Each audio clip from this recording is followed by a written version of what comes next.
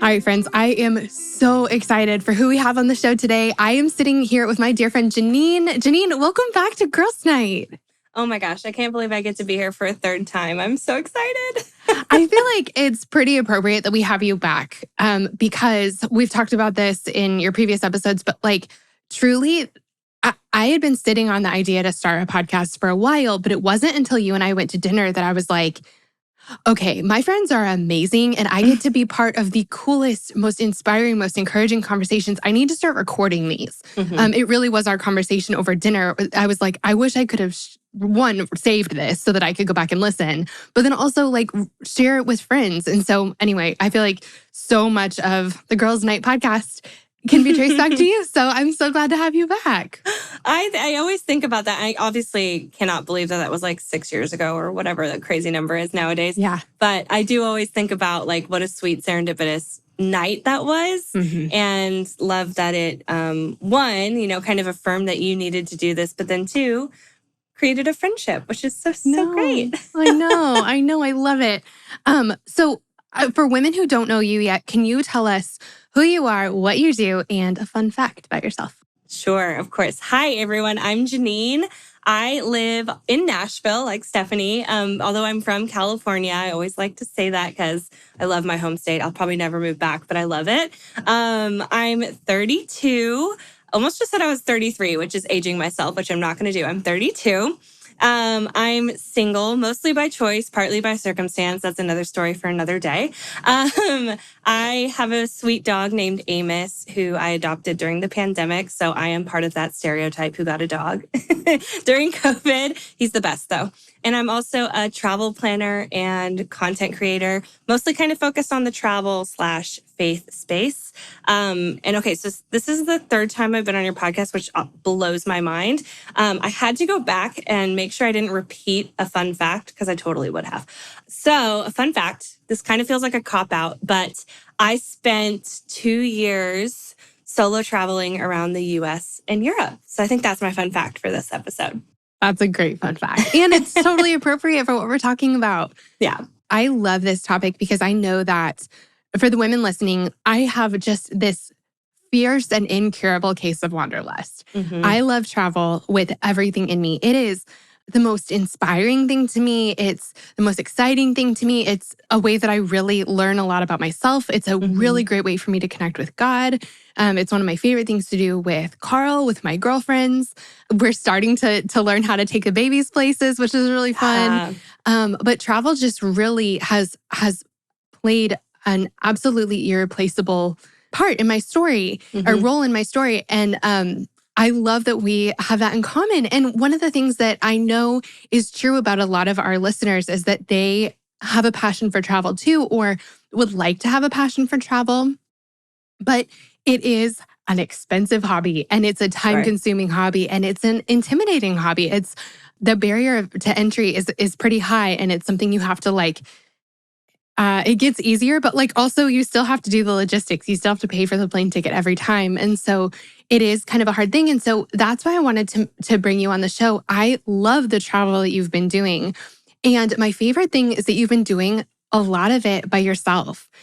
And that's the other piece is that not only do we have to pay for travel and find the time for it, but a lot of times, like this is absolutely true for me and has been true in different seasons, like we don't have someone to go with. Yeah. And so like, you may be in a different season of life than your friends or have different budget than your friends or have different priorities than your friends at different times. And so finding people who are in the exact right spot as you, who want to go to the same places as you is really hard. And you haven't let that stop you. And so I want to like back up in your story. Tell me, how did travel become such a regular and important part of your life? It's a really, really good question. I think when we first chatted, the first episode I was on, I had like just finished paying off my student loans. And then I'd spent a year kind of saving up because I knew I wanted to do a little traveling. And then I quit my job to pursue doing that. And it was terrifying. To backtrack a little, I knew when I got out of debt that I wanted to celebrate somehow. And so I told myself, hey, I'm going to go to London for 2 weeks. I've always wanted to go. It's going to be amazing. And it kind of just morphed into, which I'll get into in a little bit, but like I ended up kind of feeling like I was supposed to travel longer. I kind of had like a gut instinct, which felt very silly at the time, but I said yes to it anyway, which, like I said, kind of required me quitting my job. It was a complete leap of faith, but I felt something just kind of deep in my bones telling me that I needed to travel longer than the 2 weeks I had for paid time off at the job I was in at the time. So kind of long story short, I ended up spending quite a bit of time solo traveling around Europe. I did a 4.5-month trip to start and ended up getting a part-time remote job, which allowed me to, I kind of had a decision to make. Like I got this job and I was like, well, okay, I can move somewhere and keep doing this job. Or since I don't have the overhead expense of rent and stuff right now, I could continue traveling. So I decided to continue traveling and did some stateside travel, visiting friends and family, did a big road trip out to Nashville from California and back, and all sorts of things. I went back to Europe for another 4 months. And at the end of that, it was about 2 years, I kind of was ready to have a place to call my own. And so landed back in Nashville. And it was only a few months before COVID hit, which obviously I couldn't have predicted or imagined that would happen. But I'm so grateful for the timing that I landed somewhere totally by the grace of God. Because again, like I had no idea that was going to happen, but it was just so beautiful and it was the right timing and everything like that. So while I didn't travel nearly as much, just like everyone else, we didn't really travel in 2020, maybe a little bit here and there to see family and friends. And same goes for 2021. I really just spent some time visiting friends in, where did I go? North Carolina. I went to New York City. I did spend a week in Alaska last summer, and that was pretty incredible.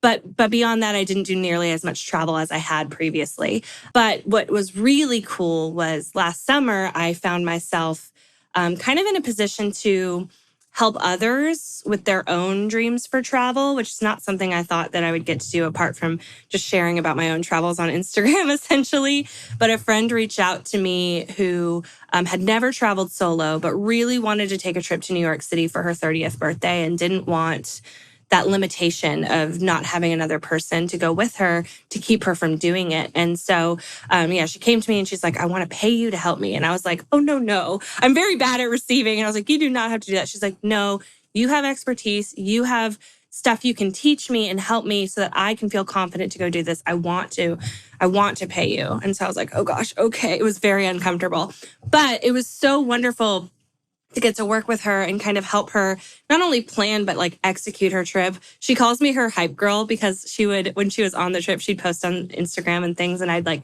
comment and react to her stories and just be like so stoked for her doing something that she once thought would be extremely scary, extremely daunting, didn't know if she could do it, but she was doing it. So yeah, it's been really cool to see something that I was just personally passionate about and experience in having solo traveled myself for an extended period of time, turning that into something that like I can use to now help more and more people explore the world, ideally more confidently and more easily as a travel planner. So it's really fun because I get to still travel myself while helping others do it as well. And it's just kind of a really cool full circle moment. So I guess, yeah, that's kind of how travel started being a big thing and continues to be a big thing in my life.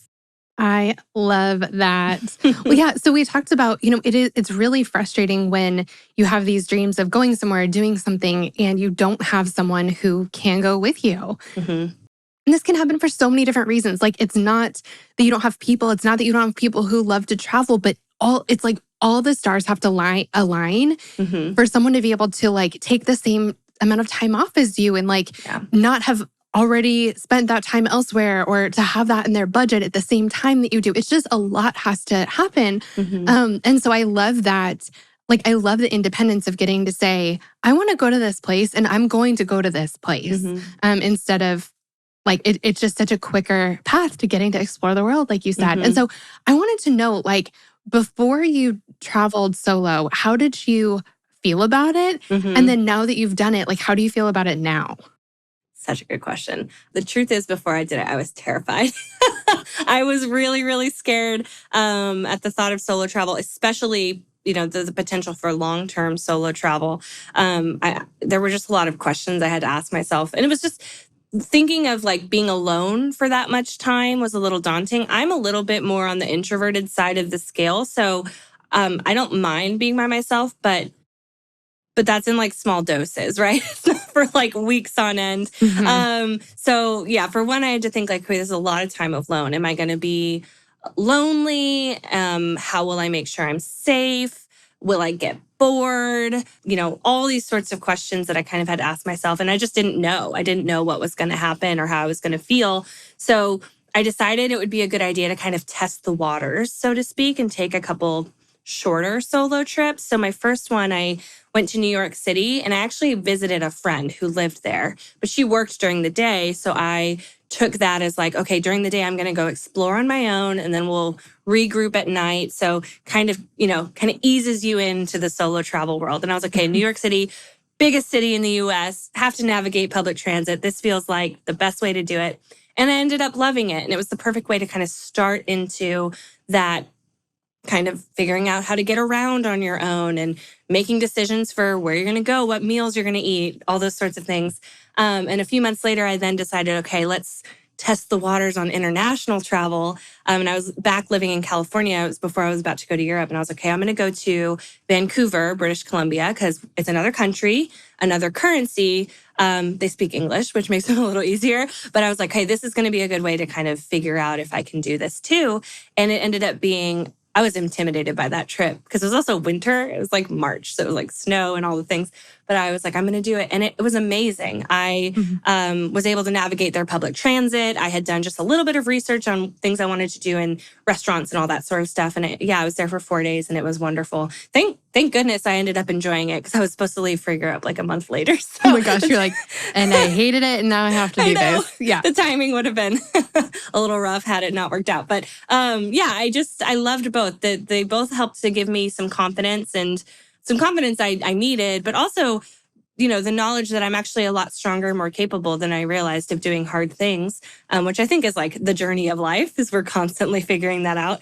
But yeah, I kind of had a little bit of affirmation, like, yeah, I think I can do this. And it made the thought of taking a longer trip a lot more, realistic and feasible and more exciting than scary.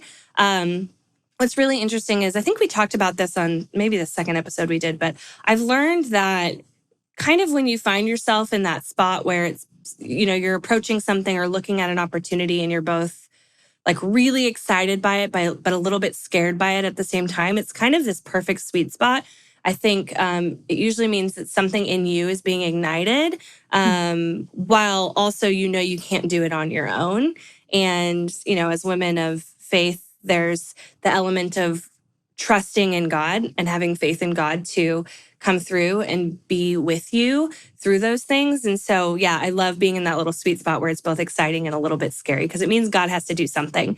And so I love, that's just such a fun thing. Okay, so now to answer the second part of the question. Now that I have done it for a while, and how do I feel about solo travel now? I continue to love it. I literally just a couple of weeks ago got back from a 2-week solo trip. I went back to Europe for the first time in a couple of years. And I did it like full speed. I did 4 countries, 8 cities in 2 weeks. I've learned that it's possible, but maybe people shouldn't travel like that. It was a lot. It was really exhausting. Yeah, you come home really tired. I was like, oh man, I can't believe I did, this many places in that amount of time. Felt like I lived 12 lives in 2 weeks, pretty much. But yeah, it's my favorite way to travel. I've learned. I also love traveling with friends. Group trips are so much fun. There's a lot more to the planning process, though, when you travel with other people, in terms of 1, money and budgets, but then 2, just like figuring out what to do and where to go, all those sorts of things. So I think I favor solo travel, but I'm open to traveling with friends all the time. But I love that solo travel kind of pulls you out of your comfort zone every time. It doesn't matter how much you do it, how often you do it, anything like that. It pulls you a little bit more out of your comfort zone and it gently forces you to be more flexible, to learn how to go with the flow, which was something I really needed to learn a few years ago, especially. But then also it helps you grow in some really cool ways that you might not have otherwise. And so, yeah, and I love it too because it's basically how my now travel business got started, was just because I decided and said yes when I felt like God told me to go take a big solo trip. And like I said, it's a really full circle moment. And my mentality now is if I can just help one other single woman or any woman really feel like she can do it if she wants to, I would consider all of the mishaps and misadventures that I've experienced, because there are definitely a few. I would consider them all totally worth it, because I know when you come out of a solo trip, the confidence and the belief in yourself that you end up having is just, I can't even put words to it, but it definitely just makes you realize how strong and capable you are of doing hard things. I love that so much. One of the things that I was thinking about is it's a really great opportunity to practice two things that I think we're generally bad at as women. And there are definite exceptions to this. Not all of my friends are bad at this, but so it's something I've really been working on over the years, is figuring out what I want and communicating what I want. When it's only up to you to decide, like, what do I want for dinner? What do I, where do I want to go? What do I want to see? Like, you actually have to get in touch with your heart and your mind and your body. And like, those are things that's really hard for us. There's no one else to accommodate. And so you actually get to say, like, what do I want to eat for dinner? But you also have to say what you want to eat for dinner. And I think that that's a really great exercise in getting to know yourself better and then advocating for yourself. I will say, just as a funny thing, when I was on some of the longer trips, I did hit bouts of like decision fatigue, where I was like, I do not want to have to think about where I'm eating, because 2 to 3 meals a day, thinking about that became a lot. So there were a few times, this is like so embarrassing to admit. I've said it on Instagram, so I can say it here, but there were some nights where I was like, I'm just going to McDonald's. I'm in Paris and I'm going to McDonald's, but it's what's happening because I don't want to think about it. So the decisions can become a lot, but if you can do a little bit of research on the front end, it makes making decisions a little bit easier once you're actually traveling. Carl and I were just talking to someone about that, about fast food in other countries. And we will both say we think it's better. Oh, it is. And I ate a lot of McDonald's in Thailand. Like it happened to be, where we were working. There was a McDonald's at the end of the road that for some reason it was better. It'd be like the end of the day and we'd be hungry. And then also probably my worst claim to fame. When you're gone, when you're away from home for a really long time, having something that just tastes familiar, yes. Especially if you're in a country that like the flavors are really different from the ones you're used to, it is so comforting to have something that's familiar. And so we actually found a Chili's in India, in Bangalore. And when I tell you that we devoured that skillet queso, and it was like the best thing ever, it's true. It is really true. No, it's very true. Yeah. And especially like you said, when it's long-term and you're like, I just want something where I know what I'm getting. I don't have to make a ton of decisions. Sometimes it's the right thing to do in the moment. Yeah. Well, okay. So I want to know, two of the things that you mentioned, two of the kind of the fears were being lonely and then safety. And so I want to just talk about those things really quick. Like, do you feel lonely when you're traveling, and kind of what do you do about that? So yeah, let's start there. Yeah, that's a great question. Yes and no. It really depends. So I think the longer your trip is, the more room there is to feel lonely. But there are definitely things that you can do to, one, get out of your comfort zone a little, but two, meet other people. So one of my favorite things, especially in Europe, hostels are a great way to meet other solo travelers. And there are so many, I think hostels for a really long time got a really bad reputation of like being unsafe or unclean or anything like that. But, there are so many really wonderful, beautiful, kind of like boutique hostels out there, especially in Europe, like I said. Even just on my recent trip, I stayed in the same hostel in Rome that I stayed in last time I went. And it's beautiful. It has like a rooftop and the rooms are super nice. And I met other solo female travelers. I always do female only rooms just because that's my jam. And it's great because I meet all these other solo travelers. And what was really interesting was last time I went, the solo travel demographic was kind of early 20s. So I was kind of on the higher end. I was like 27, 28. It didn't really matter. Nobody cared. But I was meeting people from Australia and New Zealand and Denmark and all over, and the US, of course. And you end up hanging out with those people for the days that you overlap. Sometimes you end up with friends for life. There's still people I talk to now who I met, staying in hostels. But even on this recent trip, the demographic was actually older. There was a 33-year-old, a 28-year-old, I'm 32, and then the youngest I think was 24, but we all went and got dinner together. So it was really cool. You get to meet other people and share stories. And even one day I went to lunch and I was solo and there was a girl solo sitting next to me. And I don't usually engage in conversation because, again, like I said, a little more introverted. But I just turned to her and I was like, hey, how's that pasta? And we just got to talking. She was solo traveling. We're connected on Instagram. We stay in touch now. So it's really cool because there are definitely ways to meet people. You can also always, choose to talk to someone in a cafe, or if you happen to be somewhere on a Sunday, maybe go to a local church. I did that in Barcelona a few years ago. I went to a church, ended up meeting people, and then I went salsa dancing with them. So, things that I couldn't have imagined doing, but because I chose to put myself in a position where I could meet other people, it helped with some of the loneliness. I think a big thing too with loneliness is if you can do the work before you go travel, in terms of like being comfortable being on your own, that really helps. So I know some people avoid doing anything alone. They don't even want to go to a coffee shop solo.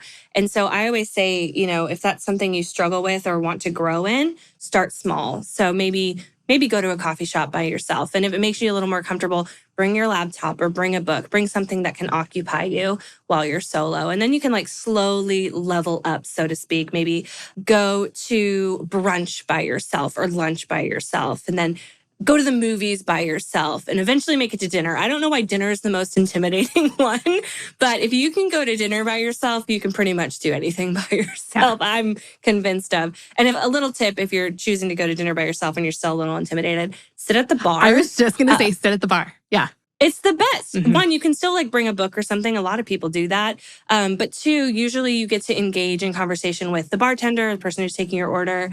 It helps you feel a little less alone in that. But I'm telling you, if you can like kind of move your way up that little, like, I'm not going to call it a ladder, but like, those levels of doing things on your own and getting more comfortable, a solo trip will be so much easier.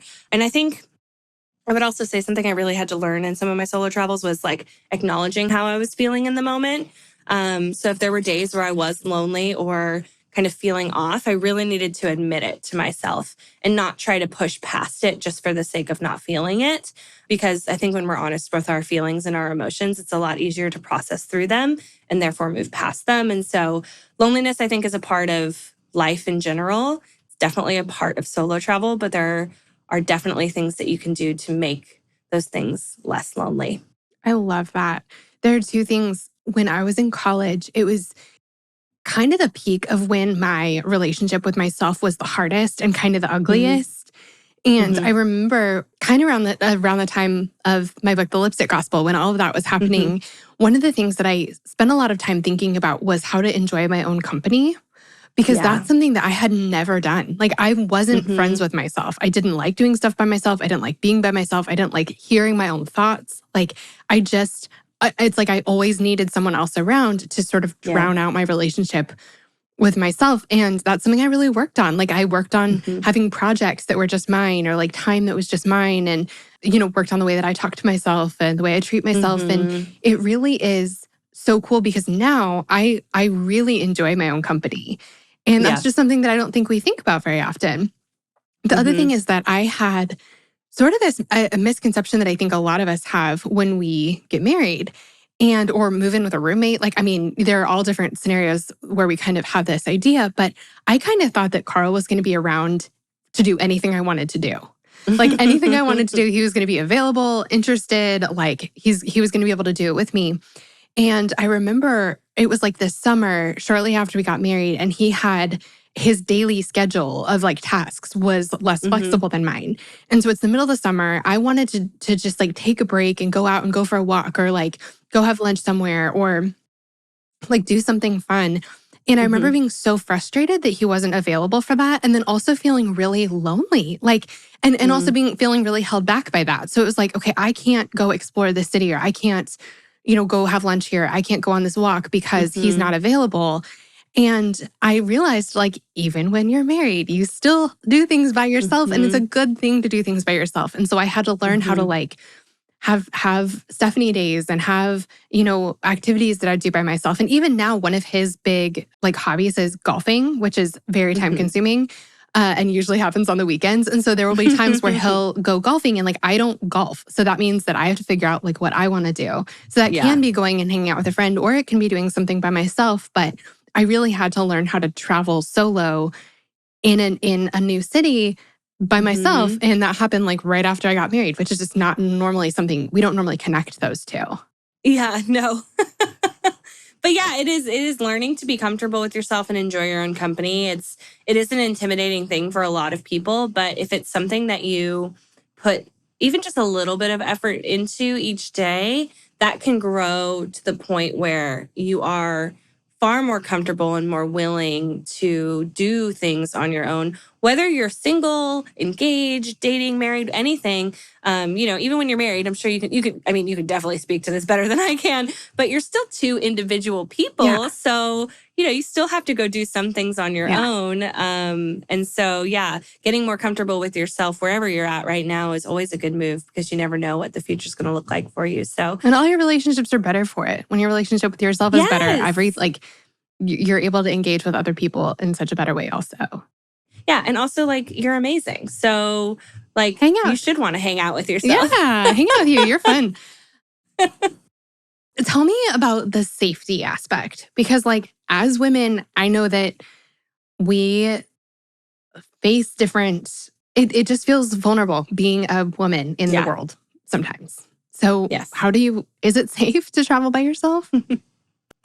Yes. Okay. I get so many questions about safety, whether it's in like my DMs or comments or whatever. I have a guide to solo travel on my website that details a lot of this because I know it is it's intimidating, and we live in a world where I think for one, we're kind of told as women we should be scared, even if it's like insinuated. Like we should be on the lookout. And it's not unwarranted. I think, there's a reason for it, but I also think it's almost hyper, it's almost, just pushed more to the front than it might need to be. I like to remember that, I don't know if this is a good thing or not, but I have to remind myself that bad things happen all the time anywhere. It's not just going to be when I'm traveling that I should be, aware of my surroundings or making sure that I'm staying safe. It needs to be no matter where I am. And so I do have a few practical tips, though, that I found to be really helpful. One, I took a self-defense course before I went and did my first big solo trip, which I found it was mostly educational, which I actually really liked. It was like 80% education, 20% action, which it's funny because I remember some of the action parts, but I remember more of the educational parts because it's almost preventative.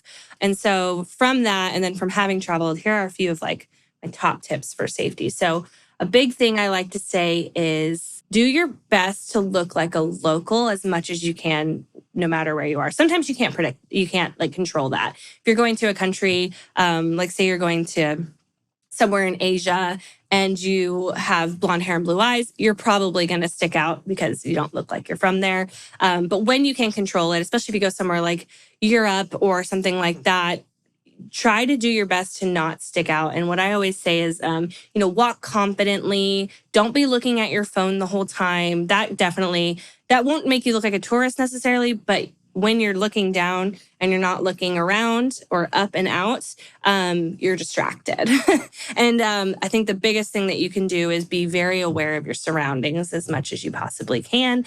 This is a really interesting fact that I learned in my self-defense course, and it feels very awkward, but look people in the eye. Like when you're walking down a street or you're on a subway or a train or a bus or anything like that, don't be afraid to look people in the eye. For one, it shows confidence subconsciously, but then two, I don't want this to intimidate anyone out of solo traveling, but say there was a person with bad intentions. If you were to look them directly in the eye, what they think is then, oh, this person has seen my face. Like they know what I look like.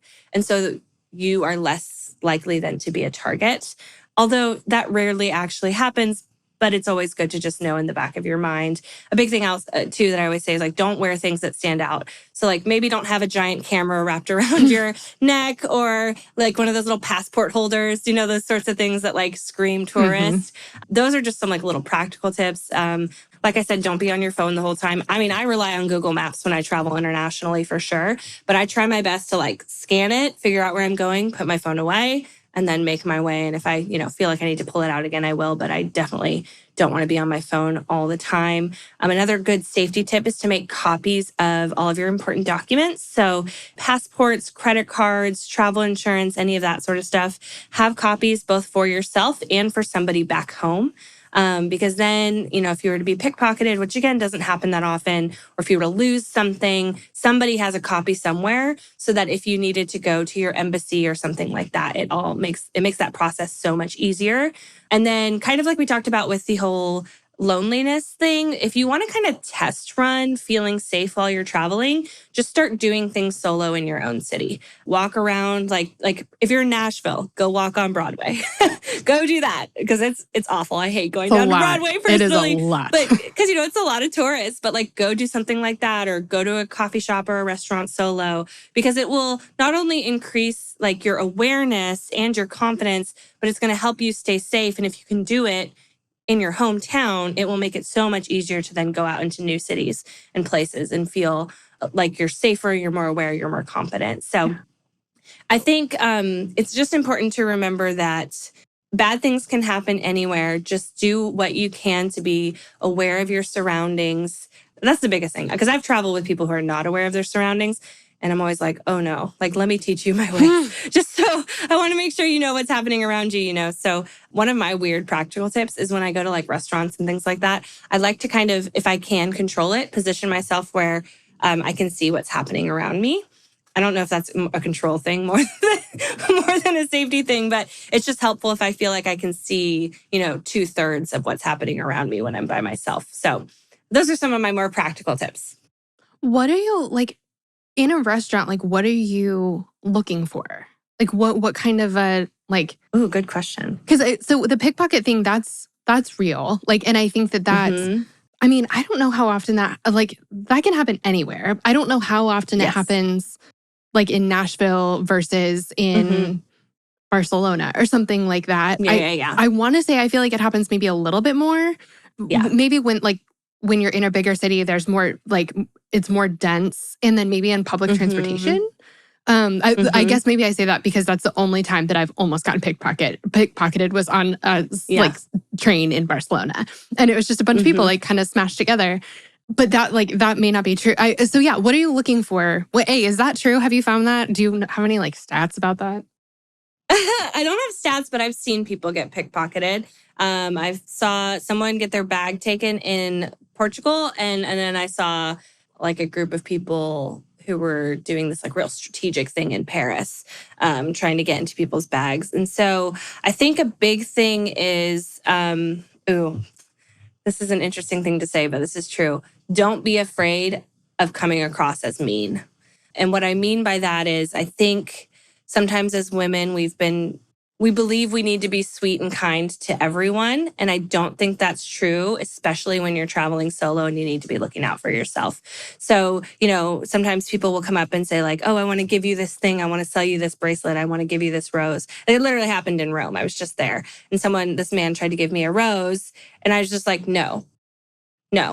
And then he went and did it to the person next to me and they took it. And then he immediately was like, give me money. And so I think there's just an element of like, don't be afraid of how people perceive you, because you need to be looking out for yourself when you're traveling solo, especially. And don't worry if you come across as mean, because chances are you're never going to interact with that person again. In terms of pickpocketing, also saying no is not mean. Like that's something else that we need to like remember is that yes, like, it's okay to just say no. Like, especially if you, it's a boundary. Yeah. That's all it is it's a boundary, and it's okay and it's healthy to have those in any situation, but especially something like that. Pickpocketing, I think just being aware of your bag, the bag you're carrying. Backpacks are a little risky because people can get into it from behind and you don't see it. So I brought a crossbody purse with me that had a zipper top. So someone can't just put their hand in, they can't dig into it when I'm not looking. That's always really helpful. Don't carry your really important documentation with you when you're out and about. Like, don't have your passport on you, because if that were to get taken, that becomes a huge headache when you're traveling. I'm always just on the lookout for like, I look to the fringe, I guess. If there's like a group of people or something looks seedy, I just know like, okay, stay away from that. Try to stay, in the areas where there's a lot of people, but it's not like super congested, if that makes sense. It really depends on what I'm doing and where I am. But yeah, I'm just like big on like trying to make sure I have as much degree of vision as possible so that I can just be looking for things. Like I remember being in Paris and seeing this group of people where they were, and it was a highly touristy area. I was in like one of the big gardens, and somebody would like go up to somebody with a clipboard and ask them to sign something. And while the person was distracted, someone would come behind and like try and dig into their bag. And I like just saw it happening, like 30 feet away from me. And I was like, wow, it's amazing how alert you kind of have to be. So yeah, your alertness just has to be a little bit higher when you're traveling solo, but I don't ever want someone to think like, oh gosh, that's scary. It's really not that scary. It's just, you just have to be a little more alert, a little more aware. But if I can do it, anybody can do it and you can be okay.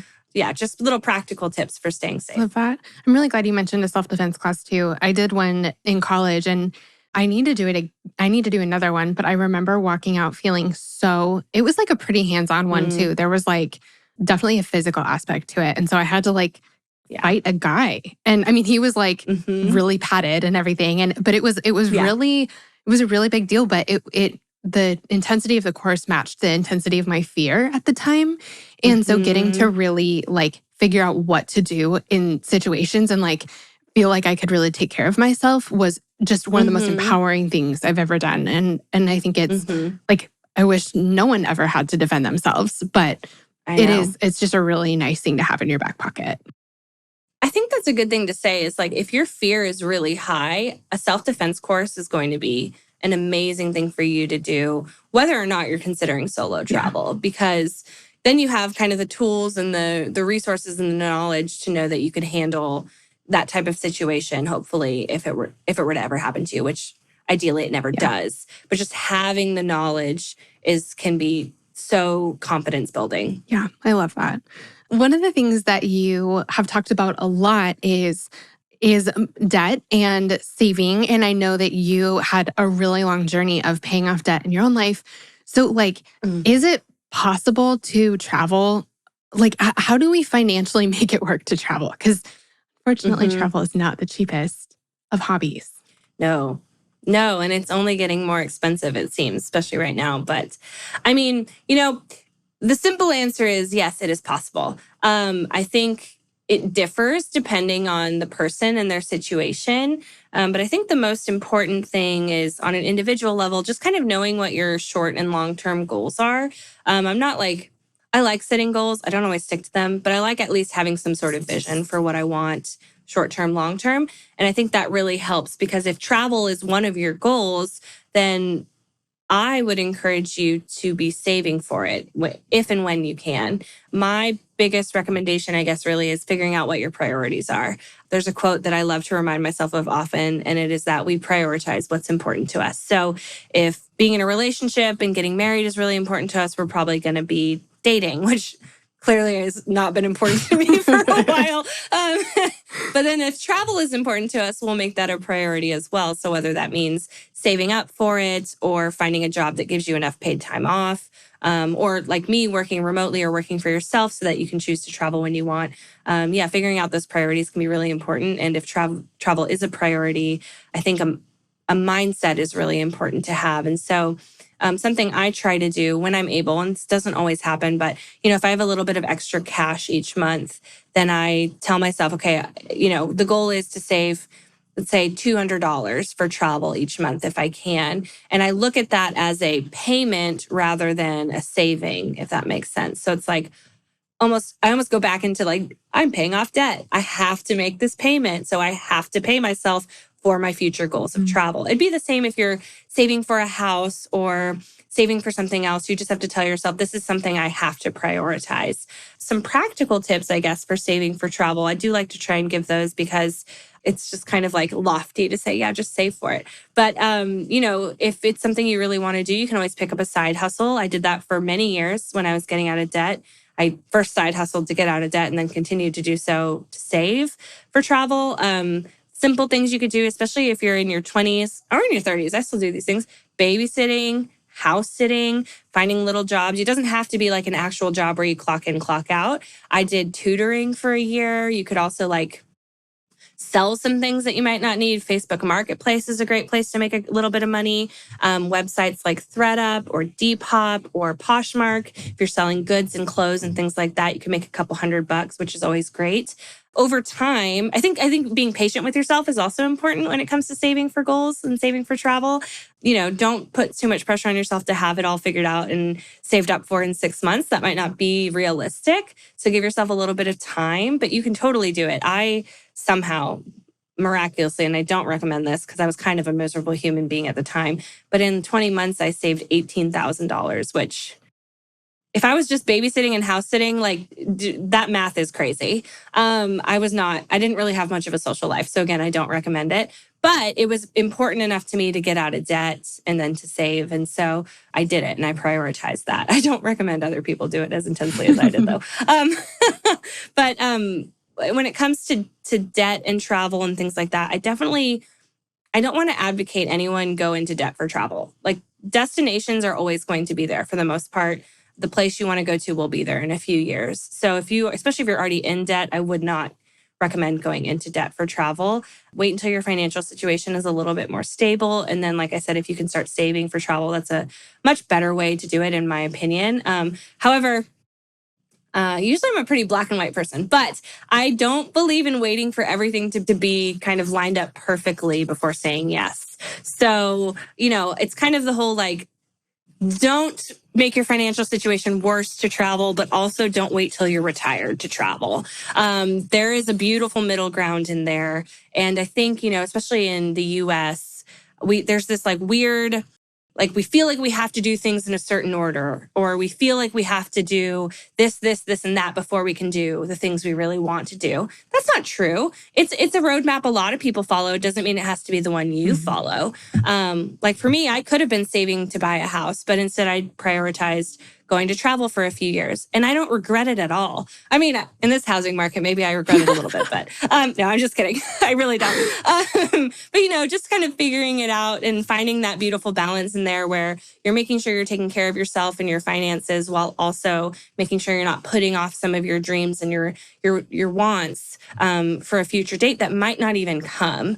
So I think there's, a really little beautiful thing in there. It's actually something I love to do. I love helping people kind of budget for their trips because I know that can be an intimidating factor too, especially when the cost of travel fluctuates. And so, it's something fun I love getting to do with my clients with travel planning is helping them kind of figure out like what is a good estimate or a good number to have in mind, and how can I make my money go as far as possible, and where should I splurge versus where should I save? Yeah, it's a lot of fun to get to do that because I've learned a lot along the way. So don't go into debt, but don't wait until you're 65. That's my 2 cents. Like get your house in order, but it doesn't need to be like your forever home. Like it can be like a small starter house, in your minds and your finances. Yeah. Okay, so speaking of like, where to put your money, I know that this is like a huge topic and it depends on where you're going, but can you share just a couple things with us about budgeting, making your money stretch, where to spend, where to save? Absolutely. Okay, best budgeting tips for traveling. It's probably also going to be a little specific to each traveler, depending on, again, we kind of all prioritize different things. So we're going to spend a little more on certain things that we think are really important, and that's going to differ between each person. I personally like to kind of save on transportation and accommodations, usually. So I don't need to fly business class. Would I love to fly business class? Yes. Is that where I want to spend my money? No. I want to get to my destination safely, but I want to have more funds to then go eat really good food or do really cool, unique experiences. I want my accommodations to be clean and safe and centrally located, but they don't need to be like top of the line luxury. And so my personal mantra is get there safely, stay there safely, but have more money to make memories, so to speak. Some people are like, I want the luxurious 5-star experience. I want a spa. I want a pool connected to my room, that kind of thing. And if that's where you want to spend your money, that's amazing. I think it really is just about prioritizing. But if you're in more of a budget mindset, which is I tend to travel more on a budget, I, again, will save on transit and I will save on accommodations so that I have a little bit more for experiences. Now, do I have horror stories of some bad transit? Yes. Or I chose a bad hostel. Yes. But there are always ways to remedy that. I checked into a hostel once and I was like, oh, this is not my vibe. This is like young 20s, party central. I'm 28 and I'm basically a grandma at heart. So I, last minute found an Airbnb, which cost a little bit more, but it was well worth it just for my style of travel and my sanity and everything like that. So canceled the hostel, went to the Airbnb. I've told this story before, but I had a horrendous ferry experience getting from Italy to Croatia. And I did it because it was the cheapest option. And it ended up taking 27 hours, which when you look at it on a map, you're like, how? How did it take that long? It's a long story. It got rerouted to a different country, got rerouted to Montenegro, and then we had to take a shuttle bus up to Dubrovnik. I realized after the fact I could have rented a car and driven all the way up Italy and down Croatia in 14 hours. So I could have saved 13 hours by driving and seeing all of these countries, and instead I was on an overnight ferry. It was retrospect, it's hilarious. It's such a funny story. In the moment, it was terrible. So there are some times where I've learned like, okay, maybe the cheapest option isn't always the best option. Maybe do a little bit more research. Maybe be willing to spend an extra $100 so you fly instead of take a ferry or whatever it might be. But those are definitely some good ways to save. I also want to say, hostels, again, those are amazing for saving money. Depending on where you go, hotels and Airbnbs are, right now, hotels and Airbnbs are almost the same, which is kind of wild because a few years ago, Airbnbs were much cheaper. But I think people with Airbnbs have been slower to reopen, just given the times that we're in. And so they're almost the same price. So on this last trip, I stayed in a couple hotels and a couple hostels. Hostels just are great, though. If you can stay in most hostels have private rooms too, which are pretty comparable to hotels. But I like to stay in like 4 to 6 female-only dorms. So they're like 4 to 6 girls in a room. And I think I was paying like $40 a night. And it was super nice, super clean. Again, I was meeting other solo travelers. So that's a great way to save money. And then another way to save money is not feeling like you need to eat out for every meal. That can get really expensive really quickly. So if you can do 1 or 2 meals at wherever you're staying, so if your hotel or your hostel has like a breakfast for €5 or $5 or whatever, opt in for that. Grab a piece of fruit on your way out. You've got a snack as you're exploring. Go to a bakery, get like a takeaway coffee and a croissant. That's breakfast and it costs you $6 or whatever. There are definitely some ways to save there. Or if you have the luxury of having some sort of like kitchen or kitchenette, a lot of hostels have like, what are they called? Public kitchens. So everyone can use it. You can go to a grocery store, grab some food, make some food for yourself, save you a ton of money. But those are some good ways, good practical ways to save money before and while you're traveling so that you can make your money, again, go as far as possible. I love that. I love that. And I'm so glad that you told that story about the ferry, because the thing that we like have to remember is that the things that are the most uncomfortable in the moment generally end up being the funniest stories later. So you can go like, this stinks right now, but this is going to be a great story. Like you're always going to tell that story. So yeah. I feel like I have to say I have 2 of those stories. Both happened in Ireland on different trips. One was, and I think you probably remember this one. The first time I went to Ireland, my car broke down in the middle of nowhere. That was fun. It wasn't fun at the time. It's hilarious now. And then on this recent trip, so literally this was, 3 weeks ago, I I was down at a lighthouse on this like really remote area of northwestern Ireland. And a bull and cows surrounded my rental car. I was down there by myself and it was like the sun was going down. It was this whole traumatizing thing. And the bull ate my windshield wiper off my rental car.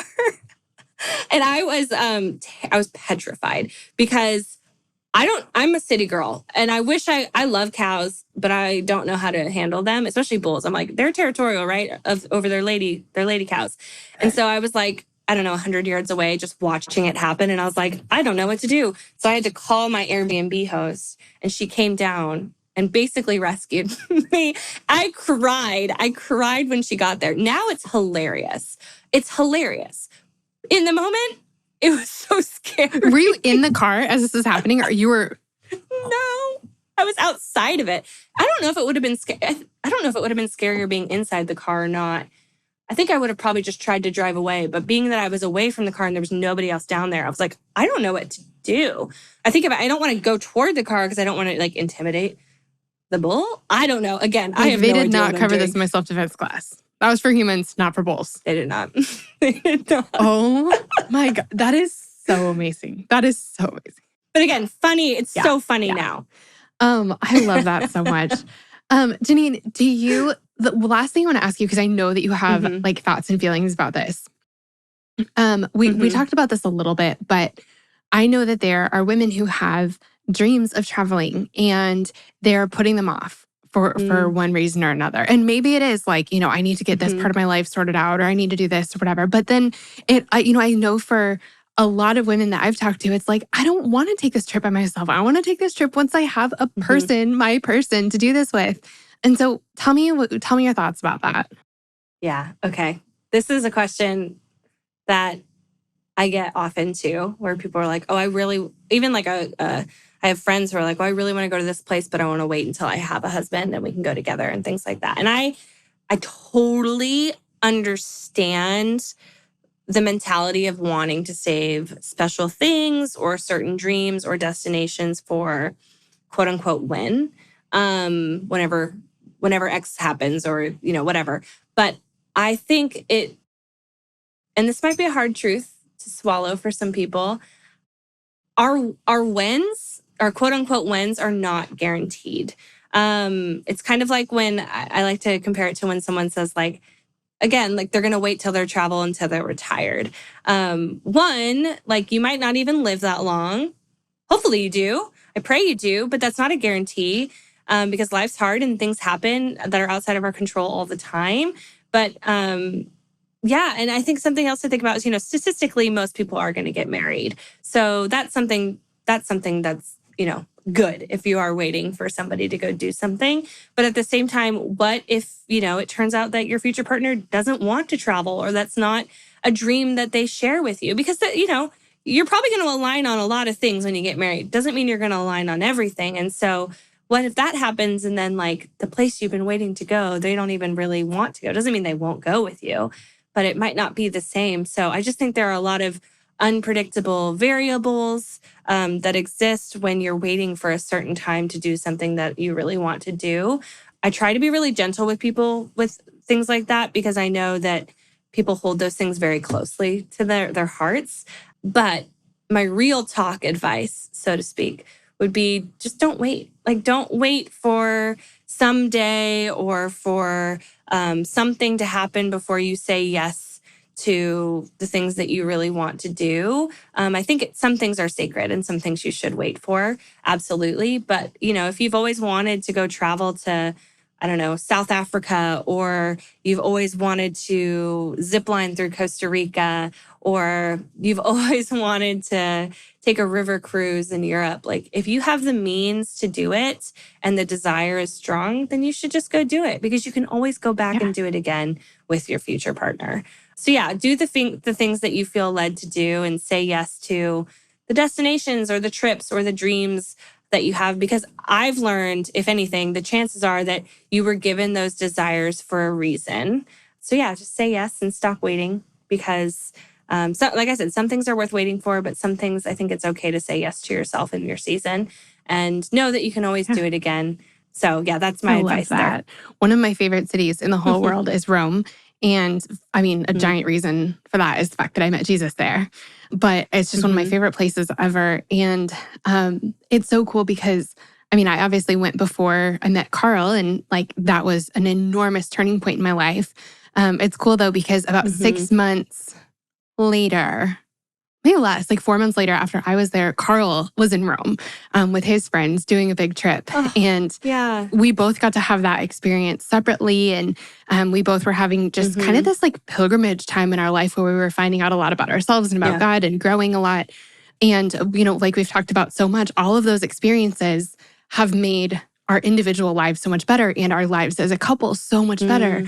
But it's really cool. A couple years ago, we got to go back to Italy together, and we were in Rome together. And it was so much fun to get to talk about like, what we'd seen and what we'd experienced, and to experience and see new things together. And just because you do something, and the year before I got to take him back to Spain, and Spain, like he'd been to Spain before, but not with me. And I'd been to Spain before, but not with him. And I got to introduce him to like my host family. And it just was this amazing, just because you've done it before doesn't mean you can't do it again.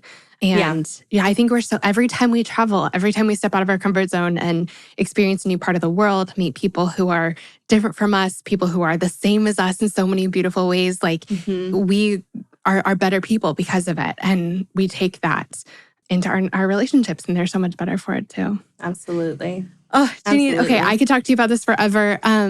I am going to link to everything, all of your information, all of your contact, everything in our show notes. But seriously, thank you so much for coming on the show. Thank you for being such an inspiration to all of us. And I'm just so glad that our Girls Night community gets to know you, and that you're a part of it. I am so glad. I'm still like kind of flabbergasted that I get to be here one more time and talk about something that I've, has become a passion I never knew that I would have. And that's to help other people, realize they're just so much more capable, and they have the abilities, and they can learn the confidence to go and do hard things. And if a hard thing to them is solo travel, then I would love to get to help people realize that they can go do it. So yeah. And if anyone ever needs a pep talk or advice or wants any one-on-one help, just reach out to me on Instagram. I'd be happy to help you figure out where to go, what to do, how to make a budget, any of those things, because the world is big and God has made a lot of really beautiful things. And there's so many beautiful cultures and people and we have the opportunity nowadays to go and enter into those things. And so if I can help anyone do it, I'd love to get to do that. So thank you for having me on, Stephanie. It's always a joy to get to talk to you. I'm so glad we're friends. Thank you, friends.